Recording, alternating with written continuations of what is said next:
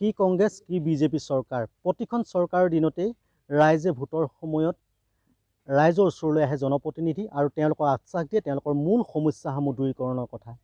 কিন্তু এতিয়াও যে বহু অঞ্চলত উন্নয়নৰ কোনো চাপেই পৰা নাই তাৰ এক নমুনা দেখুৱাবৰ বাবে মই উপস্থিত আছোঁ সোণাৰী সমষ্টিৰ বাৰেগাঁও অঞ্চলৰ এটি ৱাৰ্ডত। 10 নং ৱাৰ্ডৰ যি নিজৰ আলি বুলি কয় এই আলিটি দীৰ্ঘদিন ধৰি ৰাইজে মেৰামতিৰ বাবে বিধায়ক আৰু গড়কাপ্তানি বিভাগক তেওঁলোকে আবেদন নিবেদন কৰি আছে যদিও আজি পৰ্যন্ত নিৰ্মাণ কৰা নাই, যাৰ বাবে পথৰ বিধ্বস্ত অৱস্থাই তেওঁলোকক জ্বলা-কলা খুৱাইছে।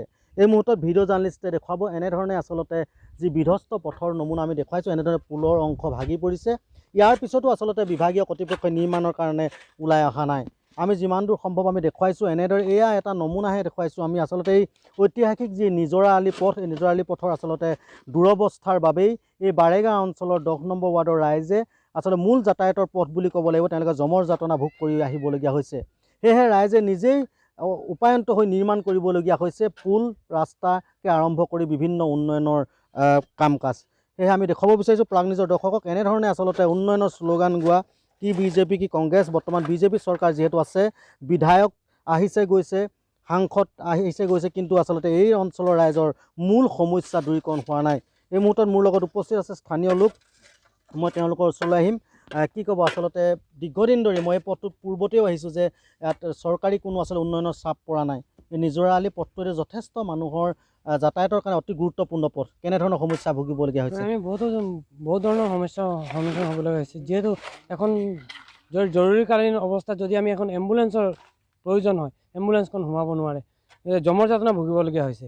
আমি যিহেতু ইয়াত এতিয়া নিজে উপায়ন্তৰ হৈ আমি আগে পিছে বিধায়ককো এপ্লিকেশ্যন কৰা হৈছিলে, তেওঁলোকে কোনো ধৰণৰ পদক্ষেপ হাতত নোলোৱাত আমি এতিয়া ৰাইজে নিজাববীয়াকৈ পইচা কালেকশ্যন কৰি যিটো আমি ক'ব পাৰোঁ নিজে এইবিলাক চিমেণ্ট বালি গোটাই পিনি এতিয়া আমি নিজে মেৰামতি কৰিবলগীয়া হৈছে। নিশ্চয় অতি গুৰুত্বপূৰ্ণ পথটো এনে অৱস্থা আন এজন লোক আছে মই তেওঁৰ পৰা জানিব বিচাৰিম।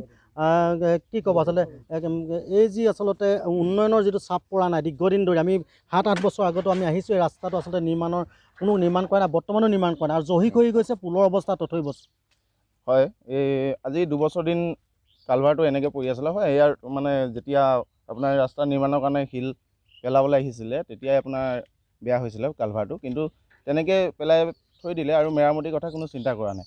তাৰপিছতে এতিয়া বিশেষকৈ ঘপককৈ ধৰি লওক কোনোবা এদিনীয়া মানুহ এজন আহিলে ৰাস্তাটো এইডোখৰ দেখি নাপাই পিনে এক্সিডেণ্ট হ'বলৈ দুৰ্ঘটনা হ'বলৈ, তো সেইকাৰণে আমি মানে কি আমাৰ ল'ৰাখিনিয়ে লগ হৈ পিনে নিজে মেৰামতি কৰিবলৈ লৈছোঁ। কি আহ্বান জনাব? বৰ্তমান বিজেপি চৰকাৰ আছে, সাংসদ এইটো সমষ্টিৰে আৰু বিধায়ক এজন পাইছে। আমি কি ক'ম তাকে, আমি যিমানখিনি পাৰোঁ ধৰি লওক এতিয়া ৰাইজে বনাইছে হ'লেও আৰু বাকীখিনি পৰাপক্ষত লাগি দিলে ভাল পাম। হয় নিশ্চয় এনেধৰণে আচলতে সোণাৰী সমষ্টিৰ পৰা যিহেতু 25টা বৰ্ষ কংগ্ৰেছে শাসন চলাইছিল, শৰৎ বৰকটকী আছিল, ইয়াৰ পিছতে আচলতে ৰাইজে উন্নয়নৰ বাবে বিজেপি চৰকাৰ শাসনলৈ আহিলে আৰু বিজেপি চৰকাৰৰ 5টা বৰ্ষ অন্ত পৰিল আৰু 5টা বৰ্ষত আচলতে বিধায়ক হিচাপে 3টা বৰ্ষ তপন গগৈ আছিল আৰু যোৰহাট লোকসভা সমষ্টিলৈ তেওঁ যিটো নিৰ্বাচিত হৈ গ'ল ইয়াৰ পিছতে ধৰ্মেশ্বৰ কোঁৱৰ আহিছে, নৱনীতা সন্দিকৈ আহিছে, কিন্তু ইয়াৰ পিছত আচলতে 3জনকৈ প্ৰতিনিধি আছিল এই সমষ্টিৰ, বৰ্তমান 2জন আছে। 2জনে আচলতে পথটো নিৰ্মাণৰ ক্ষেত্ৰত বৰ্তমানলৈকে কোনো গুৰুত্ব দিয়া নাই বুলি কৈছে।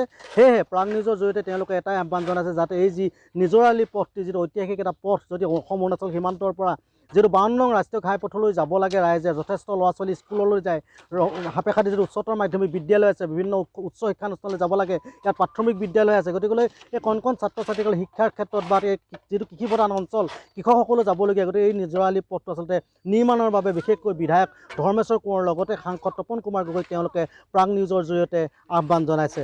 হয়।